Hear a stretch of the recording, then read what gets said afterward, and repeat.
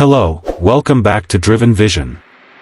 Today, we're breaking down the 2025 China Victory Day military parade for educational purposes, one of the largest and most symbolic military displays in recent history.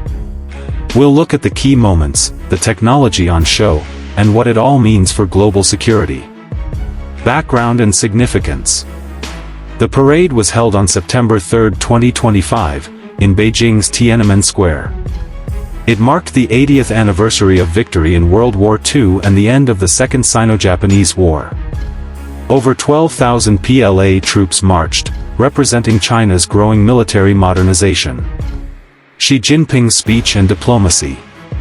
President Xi Jinping inspected the troops and delivered a keynote address. His message was clear: the world faces a choice between peace and conflict, and China stands ready to defend its interests. Foreign leaders, including Russia's Vladimir Putin and North Korea's Kim Jong joined the ceremony, signaling new alignments on the world stage. Showcasing military technology. China used the parade to unveil several next-generation systems. Hypersonic missiles and long-range strike platforms. Advanced drones, both airborne and naval. The debut of the Type-100 main battle tank. Cutting-edge electronic warfare and laser systems. Each display emphasized Beijing's push toward high-tech, networked warfare. Symbolism and scale. The choreography, from precision marching to jet flyovers, was as much about symbolism as military might.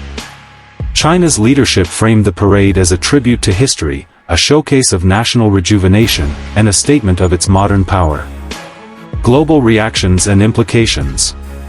International observers noted that the parade wasn't just for domestic pride, it was also a message to rivals.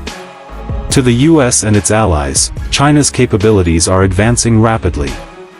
To Taiwan and neighbors, Beijing's military modernization is accelerating. To the global south, China positions itself as a strong, independent power.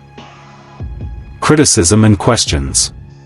Critics point out that not all systems may be fully operational. Others warn that such parades can fuel regional tension and escalate an already competitive security environment. The 2025 China Victory Day parade wasn't just about tanks and missiles, it was about message and perception. A reminder that global power is shifting, and that the symbols of war and peace are on full display in Beijing.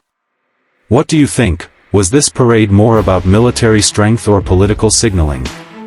Let me know in the comments below. If you enjoyed this breakdown,